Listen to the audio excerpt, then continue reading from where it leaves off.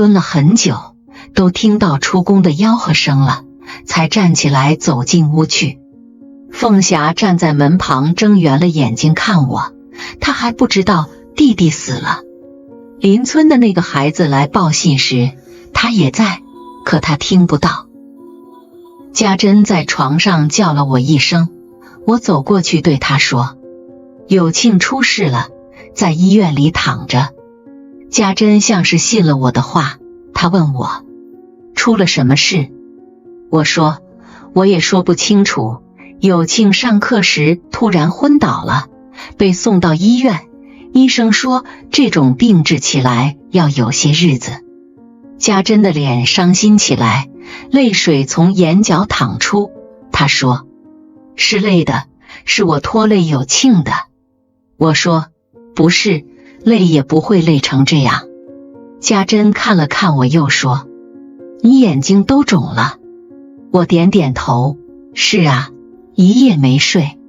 说完我赶紧走出门去，有庆才被埋到土里，尸骨未寒啊，再和家珍说下去我就稳不住自己了。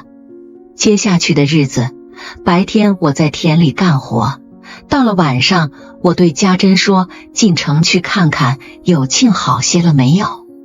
我慢慢往城里走，走到天黑了，再走回来，到有庆坟前坐下。夜里黑乎乎的，风吹在我脸上，我和死去的儿子说说话，声音飘来飘去，都不像是我的。坐到半夜我才回到家中，起先的几天，家珍都是睁着眼睛等我回来，问我有庆好些了吗？我就随便编些话去骗他。过了几天我回去时，家珍已经睡着了，她闭着眼睛躺在那里。我也知道老这么骗下去不是办法，可我只能这样，骗一天是一天，只要家珍觉得有庆还活着就好。有天晚上我离开有庆的坟，回到家里，在家珍身旁躺下后，睡着的家珍突然说，福贵，我的日子不长了。我心里一沉，去摸她的脸，脸上都是泪。家珍又说，你要照看好凤霞，我最不放心的就是她。家珍都没提有庆，我当时心里马上乱了，想说些宽慰她的话也说不出来。第二天傍晚，我还和往常一样对家珍说进城去看有庆。家珍让我别去了，她要我背着她去村里走走。我让凤霞把她娘抱起来，抱到我背脊上。家珍的身体越来越轻了，瘦的身上全是骨头。一出家门，家珍就说，我想到村西去看看，那地方埋着有庆。我嘴里说好，腿脚怎么也不肯往村那地方去。走着走着，走到了东边村口，家珍这时轻声说，福贵，你别骗我了，我知道有庆死了。他这么一说，我站在那里动不了，腿也开始发软，我的脖子上越来越湿，我知道那是家珍的眼泪。家珍说，让我去看看有庆吧。我知道骗不下去，就背着家珍往村西走。家珍低声告诉我，我夜夜听着你从村西走过来，我就知道有庆死了。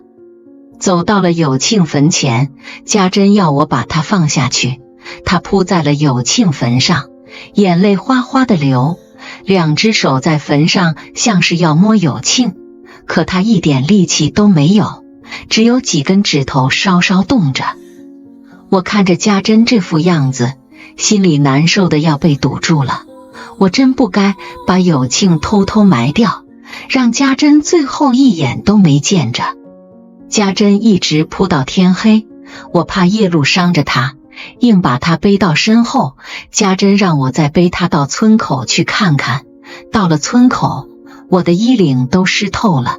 家珍哭着说，有庆不会在这条路上跑来了。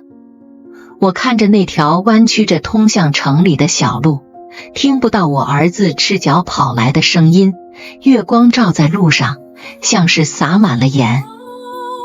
那天下午，我一直和这位老人待在一起。当他和那头牛歇够了，下到地里耕田时，我丝毫没有离开的想法。我像个哨兵一样在那棵树下守着他。那时候四周田地里庄稼人的说话声飘来飘去，最为热烈的是不远处的田埂上，两个身强力壮的男人都举着茶水桶在比赛喝水，旁边年轻人又喊又叫。他们的兴奋是他们处在局外人的位置上。福贵这边显得要冷清多了，在他身旁的水田里，两个扎着头巾的女人正在插秧，他们谈论着一个我完全陌生的男人。这个男人似乎是一个体格强壮有力的人，他可能是村里挣钱最多的男人。从他们的话里，我知道他常在城里干搬运的活。一个女人直起了腰，用手背捶了捶。我听到她说，她挣的钱一半用在自己女人身上，一半用在别人的女人身上。这时候福贵扶着梨走到他们近旁，他插进去说，做人不能忘记4条，话不要说错，床不要睡错，门槛不要踏错，口袋不要摸错。福贵扶着梨过去后，又扭过去脑袋说，他呀，忘记了第2条，睡错了床。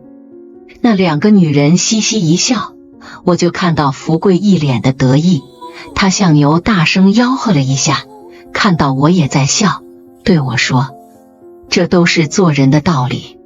后来我们又一起坐在了树荫里，我请他继续讲述自己。他有些感激地看着我，仿佛是我正在为他做些什么。他因为自己的身世受到别人重视，显示出了喜悦之情。我原以为有庆一死，家珍也活不长了。有一阵子看上去她真是不行了，躺在床上喘气都是呼呼的，眼睛整天半闭着，也不想吃东西。每次都是我和凤霞把她扶起来，硬往她嘴里灌着粥汤。家珍身上一点肉都没有了，扶着她就跟扶着一捆柴禾似的。队长到我家来过2次，他一看家珍的模样直摇头，把我拉到一旁轻声说，怕是不行了。我听了这话，心直往下沉。有庆死了还不到半个月，眼看着家珍也要去了，这个家一下子没了2个人，往后的日子过起来可就难了，等于是一口锅砸掉了一半，锅不是锅，家不成家。队长说是上公社卫生院请个医生来看看，队长说话还真算数，他去公社开会回来时，还真带了个医生回来。那个医生很瘦小，戴着一副眼镜，问我家珍得了什么病。我说是软骨病。医生点点头，在床边坐下来给家珍切脉。我看着医生边切脉边和家珍说话，家珍听到有人和他说话，只是眼睛睁了睁，也不回答。医生不知怎么搞的，没找到家珍的脉搏，他像是吓了一跳，伸手去翻翻家珍的眼皮，然后一只手捧住家珍的手腕，另一只手切住家珍的脉搏，脑袋像是要去听似的歪了下去。过了一会，医生站起来对我说，脉搏弱的都快摸不到了。医生说，你准备着办后事吧，做医生的只要一句话就能要我的命。我当时差点没栽到地上，我跟着医生走到屋外，问他，我女人还能活多久？医生说，出不了1个月。得了那种病，只要全身一瘫也就快了。那天晚上家珍和凤霞睡着以后，我一个人在屋外坐到天快亮的时候了，先是呜呜的哭，哭了一阵，我就开始想从前的事，想着想着又掉出了眼泪。这日子过得真是快，家珍嫁给我以后一天好日子都没过上，眼睛一眨就到了她要去的时候了。后来我想想，光哭光难受也没用，事到如今也只好想些实在的事，给家珍的后事得办得像样一点。队长心好，他看到我这副样子就说：福贵，你想得开些，人啊总是要死的，眼下也别想什么了，只要让家珍死得舒坦就好。这村里的地，你随便选一块，给家珍做坟。其实那时候我也想开了，我对队长说，家珍想和有庆待在一起，他俩得埋在一个地方。有庆可怜，包了件衣服就埋了。家珍可不能再这样，家里再穷也要给他打一口棺材，要不我良心上交代不过去。家珍当初要是嫁了别人，不跟着我受罪，也不会累成这样，得这种病。我在村里挨家挨户的去借钱，我也不知道自己怎么了，一说起给家珍打口棺材，就忍不住掉眼泪。大伙都穷，借来的钱不够打棺材，后来队长给我凑了些村里的公款，才到邻村将木匠请来。凤霞起先不知道他娘快去了，他看到我一闲下来，就往先前村里的羊棚跑，木匠就在那里干活。我在那里一坐就是半晌，都忘了吃饭。凤霞来叫我，叫了几次，看到棺材的形状出来了，她才觉察到了一些，睁圆了眼睛做手势问我。我心想凤霞也该知道这些，就告诉了她。这孩子拼命地摇头，我知道他的意思，就用手势告诉他，这是给家珍准备的，是给家珍以后用的。凤霞还是摇头，拉着我就往家里走。回到了家中，凤霞还拉着我的袖管，她推推家珍，家珍眼睛睁开来，她就使劲摇我的胳膊，让我看家珍活得好好的。然后右手伸开了往下劈，他是要我把棺材劈掉。凤霞心里根本就没想他娘会死，就是这样告诉他，他也不会相信。看着凤霞的样子，我只好低下头，什么手势都不做了。家珍在床上一躺就是20多天，有时觉得她好些了，有时又觉得她真的快去了。后来有一个晚上，我在她身旁躺下准备熄灯时，家珍突然抬起胳膊拉了拉我，让我别熄灯。家珍说话的声音跟蚊子一样大，她要我把她的身体侧过来。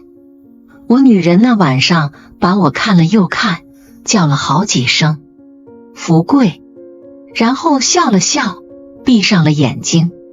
过了一会，家珍又睁开眼睛问我，凤霞睡得好吗？我起身看看凤霞，对她说，凤霞睡着了。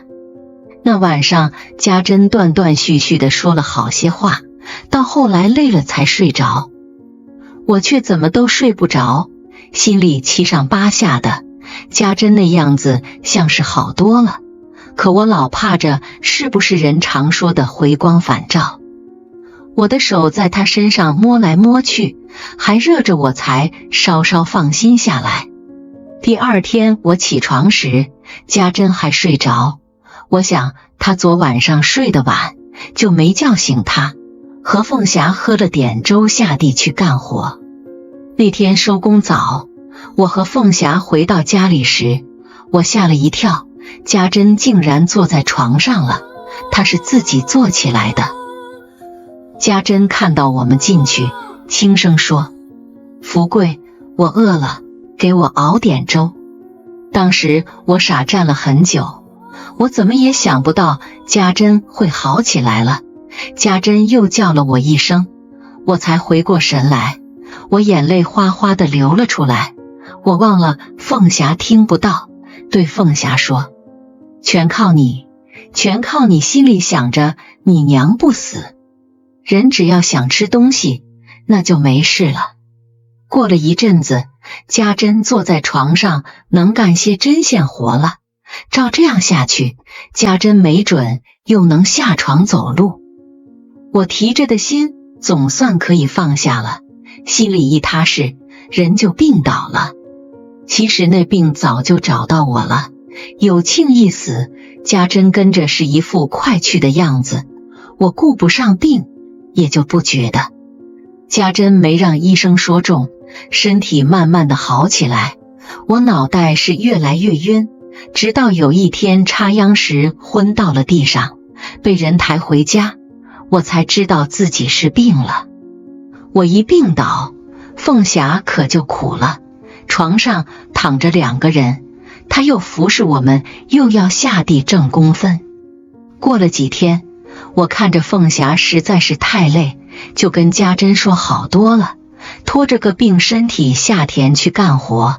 村里人见了我都吃了一惊，说，福贵，你头发全白了。我笑笑说，以前就白了。他们说，以前还有一半是黑的呢，就这么几天你的头发全白了。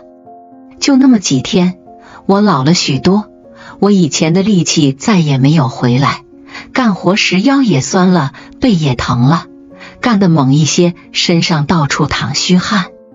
有庆死后1个多月，春生来了。春生不叫春生了，他叫刘解放。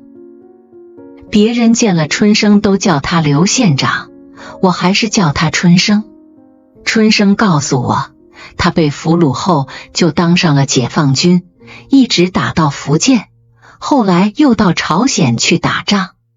春生命大，打来打去都没被打死。朝鲜的仗打完了，他转业到临近一个县，有庆死的那年，他才来到我们县。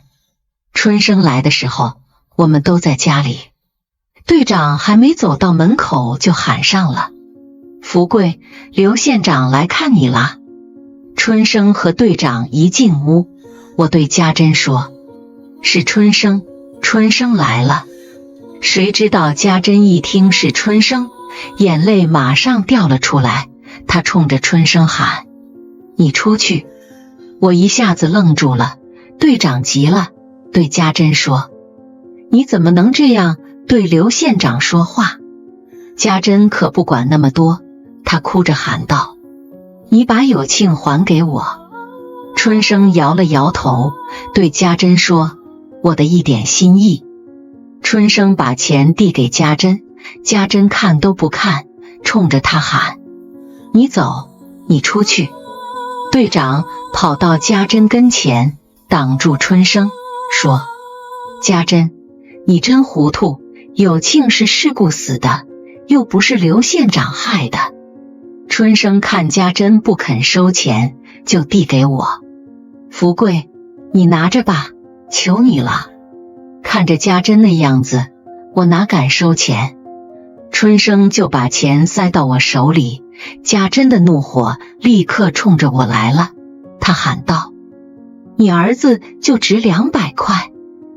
我赶紧把钱塞回到春生手里。春生那次被家珍赶走后，又来了2次，家珍死活不让他进门。女人都是一个心眼，他认准的是谁也不能让他变。我送春生到村口，对他说，春生，你以后别来了。春生点点头，走了。春生那次一走，就几年没再来，一直到文化大革命的时候，他才又来了一次。城里闹上了文化大革命，乱糟糟的，满街都是人，每天都在打架，还有人被打死，村里人都不敢进城去了。村里比起城里来太平多了，还跟先前一样，就是晚上睡觉睡不踏实。毛主席的最新最高指示总是在深更半夜里来，队长就站在晒场上拼命吹哨子，大伙听到哨子便赶紧爬起来，到晒场去听广播。队长在那里喊：都到晒场来，毛主席他老人家要训话了。我们是平民百姓，国家的事不是不关心，是弄不明白。我们都是听队长的，队长是听上面的，只要上面怎么说，我们就怎么想，怎么做。我和家珍最操心的还是凤霞，凤霞不小了，该给她找个婆家。凤霞长得和家珍年轻时差不多，要不是她小时候得了那场病，说没的早把我家门槛踏平了。我自己是力气越来越小，家珍的病看样子要全好是不可能了。我们这辈子也算经历了不少事，人也该熟了，就跟梨那样熟透了，该从树上掉下来。可我们放心不下凤霞，她和别人不一样，她老了谁会管她？凤霞说起来又聋又哑，她也是女人，不会不知道男婚女嫁的事。村里每年都有嫁出去娶进来的，敲锣打鼓热闹一阵。到那时候，凤霞握着锄头，总要看得发呆。村里几个年轻人就对凤霞指指点点，笑话她。村里王家三儿子娶亲时，都说新娘漂亮。那天新娘被迎进村里来时，穿着大红的棉袄，痴痴笑个不停。我在田里望去，新娘整个是个红人了，那脸蛋红扑扑，特别顺眼。田里干活的人全跑了过去，新郎从口袋里摸出飞马牌香烟，向年长的男人敬烟。几个年轻人在一旁喊：还有我们，还有我们。新郎嘻嘻笑着把烟藏回到口袋里，那几个年轻人冲上去抢，喊着：女人都娶到床上了，也不给根烟抽。新郎使劲捂住口袋，他们硬是掰开他的手指，从口袋里拿出香烟后，一个人举着，别的人跟着跑上了一条田埂。剩下的几个年轻人围着新娘，嘻嘻哈哈，肯定说了些难听的话。新娘低头直笑。女人到了出嫁的时候，是什么都看着舒服，什么都听着高兴。凤霞在田里一看到这种场景，又看呆了，两只眼睛连眨都没眨，锄头抱在怀里一动不动。我站在一旁看得心里难受，心想她要看就让她多看看吧。凤霞命苦，她只有这么一点看看别人出嫁的福分。谁知道凤霞看着看着竟然走了上去，走到新娘旁边，痴痴笑着和她一起走过去。这下可把那几个年轻人笑坏了。我的凤霞穿着满是补丁的衣服，和新娘走在一起，新娘穿的又整齐又鲜艳，长得也好，和我凤霞一比，凤霞寒碜的实在是可怜。凤霞脸上没有脂粉，也红扑扑，和新娘一样，她一直扭头看着新娘。村里几个年轻人又笑又叫，说凤霞想男人了。这么说我也就听进去了，谁知没一会儿功夫，难听的话就出来了。有个人对新娘说：凤霞看中你的床了。凤霞在旁边一走，新娘笑不出来了，她是嫌弃凤霞。这时有人对新郎说：你小子太合算了，一娶娶一双，下面铺一个，上面盖一个。新郎听后嘿嘿的笑，新娘受不住了，也不管自己新出嫁，该害羞一些，脖子一直就对新郎喊：你笑个屁，卖刻白。我实在是看不下去，走上田埂对他们说：做人不能这样，要欺负人也不能欺负凤霞，你们就欺负我吧。说完我拉住凤霞就往家里走，凤霞是聪明人，一看到我的脸色，就知道刚才出了什么事。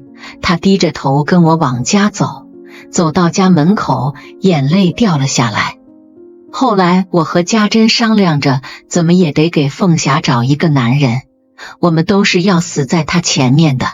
我们死后有凤霞收作，凤霞老这样下去，死后连个收作的人都没有。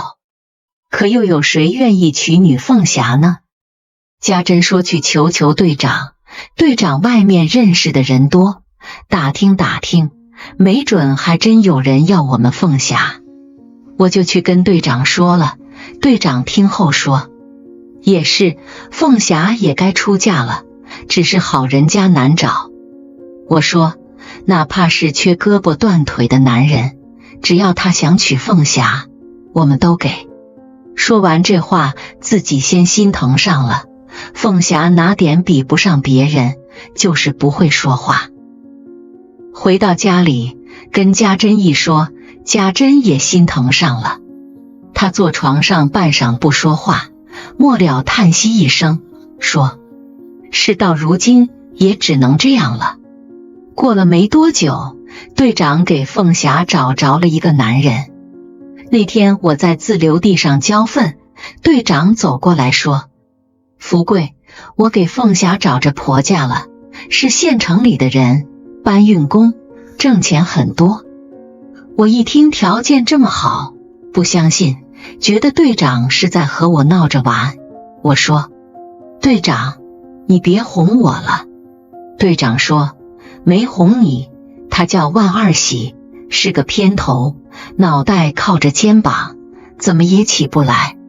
他一说是偏头，我就信了，赶紧说：你快让他来看看凤霞吧。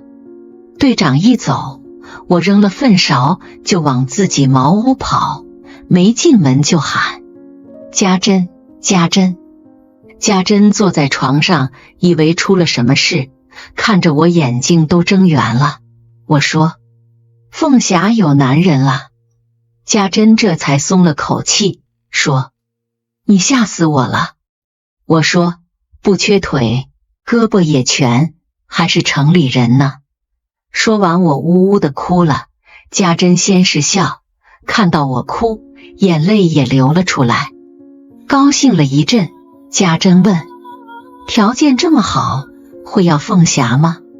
我说：那男的是偏头。家珍这才有些放心。那晚上家珍让我把她过去的一些衣服拿出来，给凤霞做了件衣服。家珍说：凤霞总得打扮打扮，人家都要来相亲了。没出3天，万二喜来了，真是个偏头。他看我时，把左边肩膀翘起来，又把肩膀向凤霞和家珍翘。凤霞一看到他这副模样，咧着嘴笑了。万二喜穿着中山服，干干净净的，若不是脑袋靠着肩膀，那模样还真像是城里来的干部。他拿着一瓶酒一块花布，由队长陪着进来。家珍坐在床上，头发梳得很整齐，衣服破了一点，倒很干净。我还专门在床下给家珍放了一双新布鞋。凤霞穿着水红衣服，低着头坐在她娘旁边。家珍笑嘻嘻地看着她未过门的女婿，心里高兴着呢。万二喜把酒和花布往桌上一放，就翘着肩膀在屋里转一圈，他是在看我们的屋子。我说：队长，二喜，你们坐。二喜嗯了一声，在凳子上坐下。队长摆摆手说：我就不坐了。二喜，这是凤霞，这是他爹和娘。凤霞双手放在腿上，看到队长指着他，就向队长笑。队长指着家珍，他转过去向家珍笑。家珍说：队长，你请坐。队长说：不啦，我还有事，你们谈吧。队长转身要走，留也留不住，我送走了队长，回到屋中指指桌上的酒，对二喜说：让你破费了，其实我有几十年没喝酒了。二喜听后嗯了一声，也不说话，翘着个肩膀在屋里看来看去，看得我心里七上八下。家珍笑着对他说：家里穷了一点。二喜又嗯了一声，翘着肩膀去看家珍。家珍继续说：好在家里还养着一头羊几只鸡，福贵和我商量着等凤霞出嫁时把鸡羊卖了办嫁妆。二喜听后还是嗯了一下，我都不知道他心里想什么。坐了一会，他站起来说要星号比耍星号，想这门亲事算是完了。他都没怎么看凤霞，老看我们的破烂屋子。我看看家珍，家珍苦笑一下，对二喜说：我腿没力气，下不了地。二喜点点头，走到了屋外。我问他：聘礼不带走了？他嗯了一下，翘着肩膀看看屋顶的茅草，点了点头后就走了。我回到屋里，在凳子上坐下，想想有些生气，就说：自己脑袋都抬不起来，还挑三拣四的。家珍叹了口气说：这也不能怪人家。凤霞聪明，一看到我们的样子就知道人家没看上她，站起来走到里面的房间，换了身旧衣服，扛着把锄头下地去了。到了晚上，队长来问我成了吗？我摇摇头说：太穷了，我家太穷了。第二天上午，我在耕田时，有人叫我：福贵，你看那路上像是到你家相亲的片头来了。我抬起头来，看到5、6个人在那条路上摇摇摆摆地走来，还拉着一辆板车，只有走在最前面那人没有摇摆，他偏着脑袋走得飞快。远远一看，我就知道是二喜来了，我是一点也想不到他会来。二喜见了我，说道：屋顶的茅草该换了，我拉了车石灰粉粉墙。我往那板车一望，有石灰，有2把刷墙的扫帚，上面搁着个小方桌，方桌上是一个猪头。二喜手里还提着2瓶白酒。那时候我才知道，二喜东张西望不是嫌我家穷，他连我屋前的草垛子都看到眼里去了。屋顶的茅草我早就想换了，只是等着农闲到来时好请村里人帮忙。二喜带了5个人来，肉也买了，酒也备了，想得周到。他们来到我们茅屋门口，放下板车，二喜像是进了自己家一样，一手提着猪头，一手提着小方桌，走了进去。他把猪头往桌上一放，小方桌放在家珍腿上。二喜说：吃饭什么的都会方便一些。家珍当时眼睛就湿了，她是激动，她也没想到二喜会来，会带着人来给我家换茅草，还连夜给他做了个小方桌。家珍说：二喜，你想得真周到。训汉记。二喜他们把桌子和凳子什么的都搬到了屋外，在一棵树下面铺上了稻草，然后二喜走到床前要背家珍，家珍笑着摆摆手，叫我：福贵，你还站着干什么？我赶紧过去让家珍上我背脊。我笑着对二喜说：我女人我来背，你往后背凤霞吧。家珍敲了我一下，二喜听后嘿嘿直笑。我把家珍背到树下，让她靠着树坐在稻草上，看着二喜他们把草垛子分散了，扎成一小捆一小捆。二喜和另一个人爬到屋顶，下面留着4个替我家翻屋顶的茅草。我看一眼就知道二喜带来的人都是干惯这活的，手脚都麻利。下面的用竹竿挑着往上扔，二喜和另一个人在上面扑。别看二喜脑袋靠着肩膀，干活一点都不碍事，茅草扔上去，他先用脚踢一下，再伸手接住。有这本领的人，在我们村里是一个都找不出来。没到中午，屋顶的活就干完了。我给他们烧了一桶茶水，凤霞给他们倒茶水，跑前跑后忙个不停。他也高兴，看到家里突然来了这么多干活的人，凤霞笑开的嘴就没合上。村里很多人都走过来看，一个女的对家珍说：“女婿没过门就干活了，你好福气啊。”家珍说：“是凤霞好福气。”二喜从屋顶上下来，我对他说：“二喜，歇一会。”二喜用袖管擦擦脸上的汗说：“不累。”说完又翘起肩膀往四处看，看到左边一块菜地，问我：“这是我家的地吗？”我说：“是啊。”他就进屋拿了把菜刀，下到地里割了几颗新鲜的菜，又拿进屋去。不一会，他在里面切猪头了。我去拦他，让他把这活留给凤霞。他还是用袖管擦着汗说：“不累。”我只好出来去推凤霞。凤霞站在家珍旁边，我把她往屋里推的时候，她还不好意思地扭着头看家珍。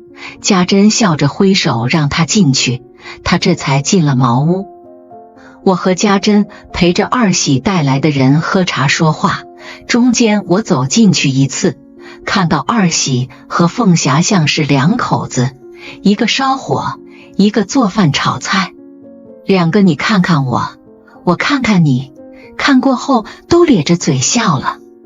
我出来和家珍一说，家珍也笑了。过了一会，我忍不住又想去看看，刚站起来，家珍就叫住我，偷偷说：“你别进去了。”吃过午饭，二喜他们用石灰粉起了墙。我家的土墙到了第二天，石灰一干，变成白晃晃一片，像是城里的砖瓦房子。粉完了墙，天还早着，我对二喜说：“吃了晚饭再走吧。”他说：“不吃了。”就着肩膀向凤霞翘了翘，我知道他是在看凤霞。他低声问我和家珍：“爹娘，我什么时候把凤霞娶过去？”一听这话，一听他叫我和家珍爹娘，我们欢喜的合不上嘴。我看看家珍后说：“你想什么时候就什么时候。”接着我又轻声说：“二喜，不是我想让你破费，实在是凤霞命苦。你娶凤霞那天多叫些人来，热闹热闹，也好叫村里人看看。”二喜说：“爹，知道了。”那天晚上，凤霞摸着二喜送来的花布，看看笑笑，笑笑看看。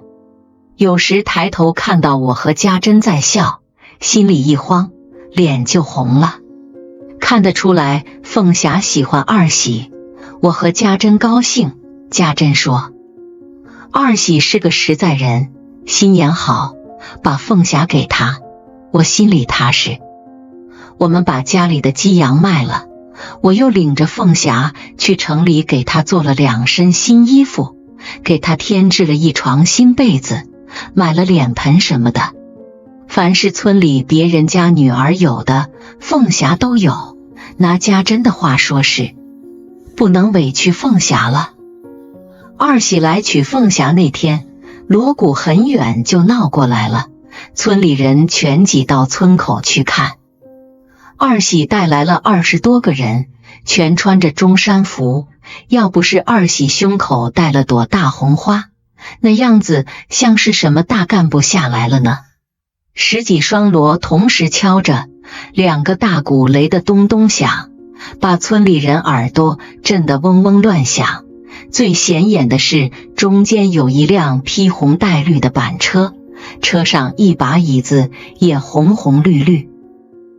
一走进村里，二喜就拆了2条大前门香烟，见到男子就往他们手里塞，嘴里连连说：“多谢多谢。”村里别人家娶亲嫁女时抽的最好的香烟也不过是飞马牌，二喜将大前门一盒一盒送人，那气派把谁家都比下去了。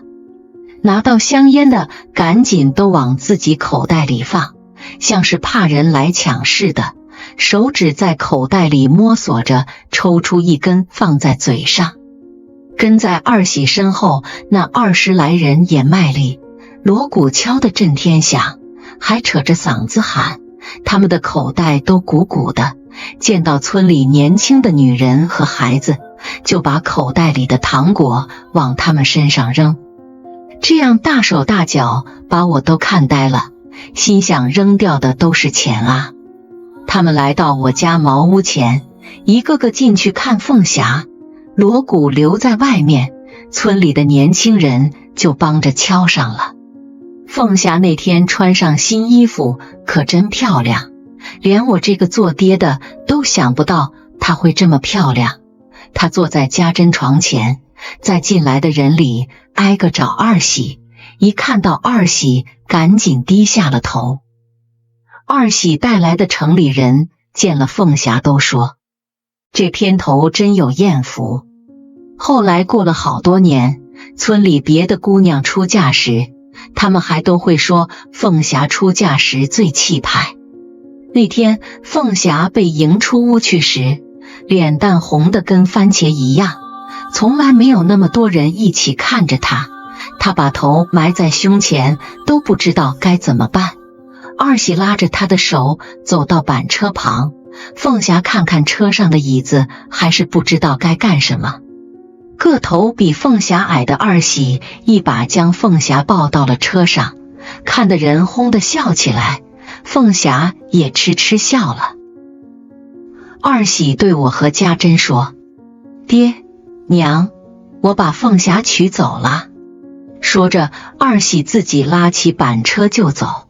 板车一动，低头笑着的凤霞急忙扭过头来，焦急地看来看去。我知道他是在看我和家珍，我背着家珍，其实就站在他旁边。他一看到我们，眼泪哗哗流了出来，他扭着身体哭着看我们。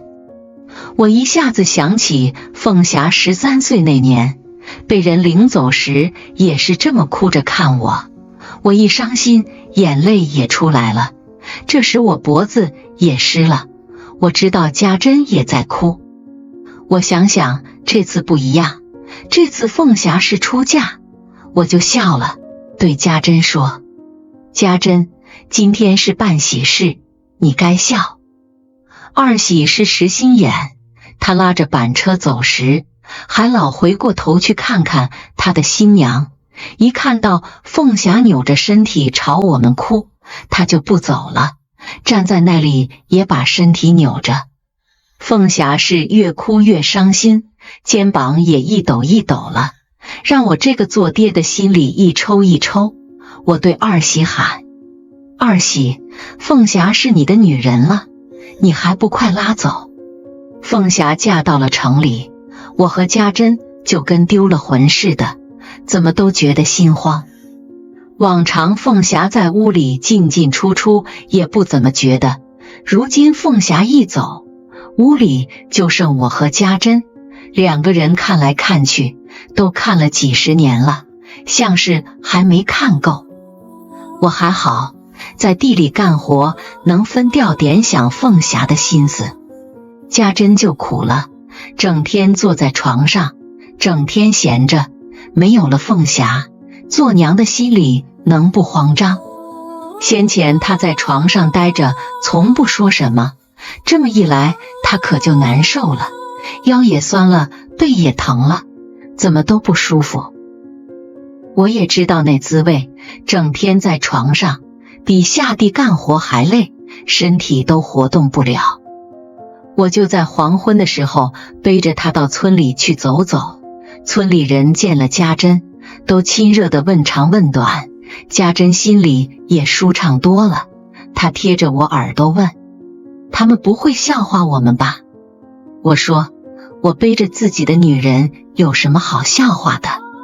家珍开始喜欢提一些过去的事，到了一处，她就要说起凤霞，说起有庆从前的事，说着说着就笑。来到了村口，家珍说起那天我回来的事。家珍在田里干活，听到有个人大声叫凤霞，叫有庆，抬头一看，看到了我，起先还不敢认。家珍说到这里笑着哭了，泪水滴在我脖子上。她说，你回来就什么都好了。按规矩，凤霞得1个月以后回来，我们也得1个月以后才能去看她。谁知凤霞嫁出去还不到10天就回来了。那天傍晚，我们刚吃过饭，有人在外面喊，福贵，你到村口去看看，像是你家的偏头女婿来了。我还不相信，村里人都知道我和家珍想凤霞都快想呆了。我觉得村里人是在捉弄我们。我跟家珍说，不会吧，才10来天功夫。家珍急了，她说，你快去看看。我跑到村口一看，还真是二喜，翘着左边的肩膀，手里提着一包糕点。凤霞走在他旁边，2个人手拉着手，笑眯眯地走来。村里人见了都笑，那年月可是见不到男女手拉着手的。我对他们说，二喜是城里人，城里人就是洋气。凤霞和二喜一来，家珍高兴坏了。凤霞在床沿上一坐，家珍拉住她的手摸个没完，一遍遍说凤霞长胖了，其实10来天功夫能长多少肉。我对二喜说，没想到你们会来，一点准备都没有。二喜嘿嘿地笑，他说他也不知道会来，是凤霞拉着他，他糊里糊涂地跟来了。凤霞嫁出去没过10天就回来，我们也不管什么老规矩了。我是3天2头往城里跑，说起来是家珍要我去的，我自己也想着要常去看看他们。我往城里跑得这么勤快，跟年轻时一样了，只是去的地方不一样。去的时候，我就在自留地里割上几颗青菜，放在篮子里提着，穿上家珍给我做的新布鞋。我割菜时鞋上沾了点泥，家珍就叫住我，要我把泥擦掉。我说，人都老了，还在乎什么鞋上有泥？家珍说，话可不能这么说，人老了也是人，是人就得干净一些。这倒也是，家珍病了那么多年，在床上下不了地，头发每天都还是梳得整整齐齐的。我穿得干干净净走出村口，村里人见我提着青菜，就问，又去看凤霞？我点点头，是啊，雅典的太门。他们说，你老这么去，那偏头女婿不赶你走。我说，二喜才不会呢。二喜家的邻居都喜欢凤霞，我一去，他们就夸她，说她又勤快又聪明。扫地时连别人家的屋前也扫，一扫就扫半条街。邻居看到凤霞汗都出来了，走过去拍拍她，让她别扫了，她这才笑眯眯地回到自己屋里。凤霞以前没学过织毛衣，我们家穷，谁也没穿过毛衣。凤霞看到邻居的女人坐在门前织毛衣，手穿来插去的，心里喜欢，她就搬着把凳子坐到跟前看，一看就看半天，人都看呆了。邻居家的女人看着凤霞这么喜欢，便手把手教她。这么一教，可把他们吓一跳。凤霞一学就会，才3、4天，凤霞织毛衣和他们一样快了。他们见了我就说，要是凤霞不聋不哑有多好。他们也在心里可怜凤霞。后来只要屋里的活一忙完，凤霞便坐到门前替他们织毛衣。整条街的女人里，就属凤霞毛衣织得最紧最密。这下可好了，他们都把毛线送过来，让凤霞替他们织。凤霞累是累了一些，可她心里高兴。毛衣织成了给人家，他们向她翘翘大拇指，凤霞张着嘴就要笑半天。我一进城，邻居家的女人就过来挨个告诉我，凤霞这儿好那好，我听到的全是好话，听得我眼睛都红了。我说，城里人就是好，在村里是难得听到说我凤霞好。看到大家都这么喜欢凤霞，二喜又疼爱她，我心里高兴啊。回到家里，家珍总是埋怨我去得太久。这也是家珍一个人在家里伸直了脖子等我回去说些凤霞的新鲜事，左等右等不见我回来，心里当然要焦急。我说，一见了凤霞就忘了时间。每次回到家里，我都要坐在床边说半晌，凤霞屋里屋外的事，她穿什么颜色的衣服，家珍给她做的鞋穿破了没有。家珍什么都知道，她是没完没了的问，我也没完没了的说，说的我嘴里都没有唾沫了。家珍也不放过我，问我还有什么忘了说了。一说到天黑，村里人都差不多要上床睡觉了，我们都还没吃饭。我说，我得煮吃的了。家珍拉住我，求我，你再给我说说凤霞。其实我也愿意多说说凤霞，跟家珍说我还嫌不够。到田里干活时，我又跟村里人说了，说凤霞又聪明又勤快，在城里怎么好，怎么招人喜爱，毛衣织得比谁都快。村里有些人听了还不高兴，对我说，福贵，你是老昏了头，城里人心眼坏着呢，凤霞整天给别人家干活还不累死。我说，话可不能这么说。他们说，凤霞替他们织毛衣，他们也得送点东西给凤霞，送了吗？村里人心眼就是小，尽想些捡便宜的事。城里的女人可不是他们说的那么坏，我有2次听到他们对二喜说，二喜，你去买2斤毛线来，也该让凤霞有件毛衣。二喜听后笑笑，没作声。二喜是实在人，娶凤霞时他依了我的话，钱花多了，欠下了债。到了私下里，他悄悄对我说，爹，我还了债就给凤霞买毛线。城里的文化大革命是越闹越凶，满街都是大字报，贴大字报的人都是些懒汉，新的贴上去时也不把旧的撕掉，越贴越厚，那墙上像是有很多口袋似的鼓了出来。连凤霞、二喜他们屋门上都贴了标语，屋里脸盆什么的也印上了毛主席他老人家的话，凤霞他们的枕巾上印着，千万不要忘记阶级斗争，床单上的字是，在大风大浪中前进。二喜和凤霞每天都睡在毛主席的画上面。我每次进城，看到人多的地方就避开，城里是天天都在打架，我就见过几次有人被打得躺在地上起不来。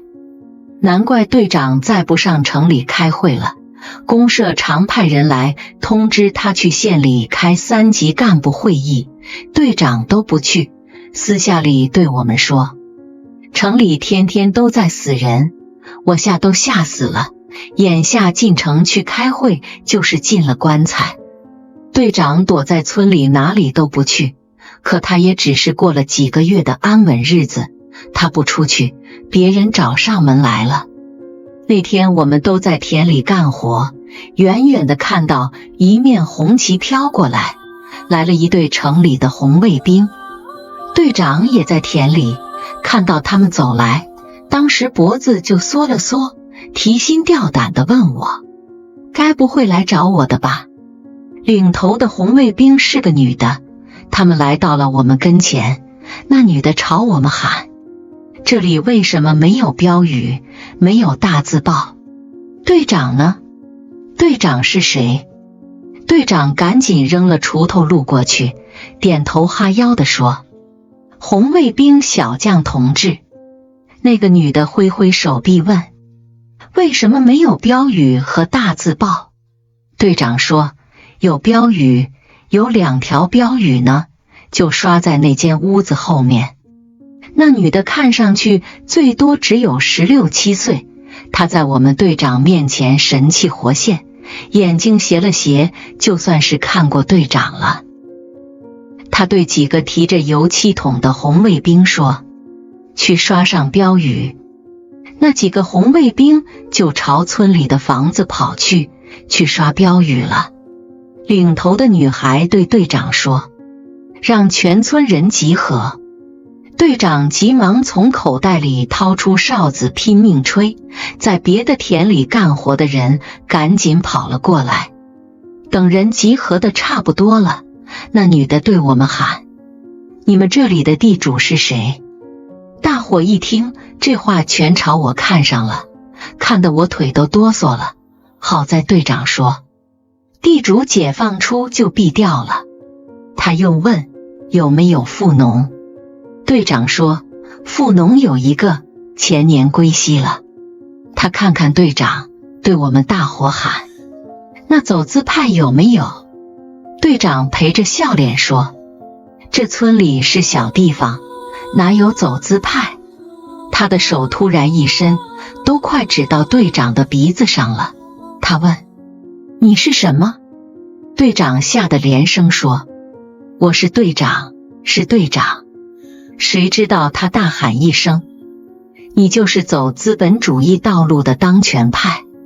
队长吓坏了，连连摆手说，不是，不是，我没走。那女的没理他，朝我们喊，他对你们进行白色统治，他欺压你们，你们要起来反抗，要砸断他的狗腿。村里人都看傻了，平日里队长可神气了，他说什么我们听什么，从没人觉得队长说的不对。如今队长被这群城里来的孩子折腾的腰都弯下去了，他连连求饶，我们都说不出口的话他也说了。队长求了一会，转身对我们喊，你们出来说说呀，我没欺压你们。大伙看看队长，又看看那些红卫兵，三三两两地说，队长没有欺压我们，他是个好人。那个女的皱着眉看我们，说，不可救药。说完，她朝几个红卫兵挥挥手，把他押走。2个红卫兵走过去，抓住队长的胳膊，队长伸直了脖子喊，我不进城，乡亲们啊，救救我，我不能进城，进城就是进棺材。队长再喊也没用，被他们把胳膊扭到后面，弯着身体押走了。大伙看着他们喊着口号，杀气腾腾地走去，谁也没上去阻拦，没人有这个胆量。队长这么一去，大伙都觉得凶多吉少，城里那地方乱着呢，就算队长保住命，也得缺条胳膊少条腿的。谁知没出3天，队长就回来了，一副鼻青眼肿的模样，在那条路上晃晃悠悠地走来，在地里的人赶紧迎上去，叫他队长。队长眼皮抬了抬，看看大伙，什么话没说，一直走回自己家，呼呼地睡了2天。到了第3天，队长扛着把锄头下到田里，脸上的肿消了很多，大伙围上去问这问那，问他身上还疼不疼。他摇摇头说，疼倒没什么，不让我睡觉，他娘的比疼还难受。说着，队长掉出眼泪，说，我算是看透了，平日里我像护着儿子一样护着你们，轮到我倒霉了，谁也不来救我。队长说的，我们大伙都不敢去看他。队长总还算好，被拉到城里，只是吃了3天的拳脚。春生住在城里，可就更惨了。我还一直不知道春生也倒霉了。那天我进城去看凤霞，在街上看到一伙戴着各种纸帽子，胸前挂着牌牌的人被押着游街。起先我没怎么在意，等他们来到跟前，我吓了一跳，走在最前头的竟是春生。春生低着头，没看到我，从我身边走过去后，春生突然抬起头来喊，毛主席万岁。几个戴红袖章的人冲上去对春生又打又踢，骂道，这是你喊的吗？他娘的走资派。春生被他们打倒在地，身体搁在那块木牌上，一只脚踢在他脑袋上，春生的脑袋像是被踢出个洞似的，咚的一声响，整个人趴在了地上。春生被打得一点声音都没有，我这辈子没见过这么打人的。在地上的春生像是一块死肉，任他们用脚去踢，再打下去还不把春生打死了。我上去拉住2个人的袖管，说，求你们别打了。他们用劲推了我一把，我差点摔到地上。他们说，你是什么人？我说，求你们别打了。有个人指着春生说，你知道他是什么人？他是旧县长，是走资派。我说，这我都不知道，我只知道他是春生。他们一说话，也就没再去打春生，喊着要春生爬起来。春生被打成那样了，怎么爬得起来？我就去扶他。春生认出了我，说，福贵，你快走开。那天我回到家里，坐在床边，把春生的事跟家珍说了。家珍听了都低下头。我就说，当初你不该不让春生进屋。家珍虽然嘴上没说什么，其实她心里想的也和我一样。过了1个多月，春生偷偷地上我家来了。他来时都深更半夜，我和家珍已经睡了，敲门把我们敲醒。我打开门，借着月光一看是春生，春生的脸肿得都圆了。我说，春生，快进来。春生站在门外不肯进来，他问，嫂子还好吧？我就对家珍说，家珍，是春生。家珍坐在床上没有答应。我让春生进屋，家珍不开口，春生就不进来。他说，福贵，你出来一下。我回头又对家珍说，家珍，是春生来了。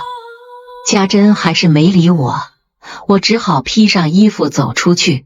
春生走到我家屋前那棵树下，对我说，福贵，我是来和你告别的。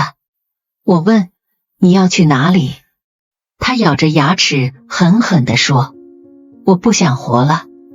我吃了一惊，急忙拉住春生的胳膊说，春生，你别糊涂，你还有女人和儿子呢。一听这话，春生哭了。他说，福贵，我每天都被他们吊起来打。说着，他把手伸过来，你摸摸我的手。我一摸，那手像是煮熟了一样，烫得吓人。我问他，疼不疼？一报还一报。他摇摇头，不觉得了。我把他肩膀往下按，说道：春生，你先坐下。我对他说，你千万别糊涂，死人都还想活过来，你一个大活人可不能去死。我又说，你的命是爹娘给的，你不要命了也得先去问问他们。春生抹了抹眼泪说，我爹娘早死了。我说，那你更该好好活着，你想想，你走南闯北打了那么多仗，你活下来容易吗？那天我和春生说了很多话，家珍坐在屋里床上全听进去了。到了天快亮的时候，春生像是有些想通了，他站起来说要走了。这时家珍在里面喊，春生。我们两个都怔了一下，家珍又叫了一声，春生才答应。我们走到门口，家珍在床上说，春生，你要活着。春生点了点头，家珍在里面哭了。他说，你还欠我们一条命，你就拿自己的命来还吧。春生站了一会说，我知道了。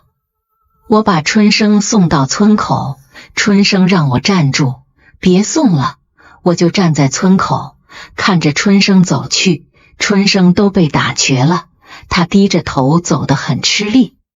我又放心不下，对他喊，春生，你要答应我活着。春生走了几步，回过头来说，我答应你。春生后来还是没有答应我。1个多月后，我听说城里的刘县长上吊死了。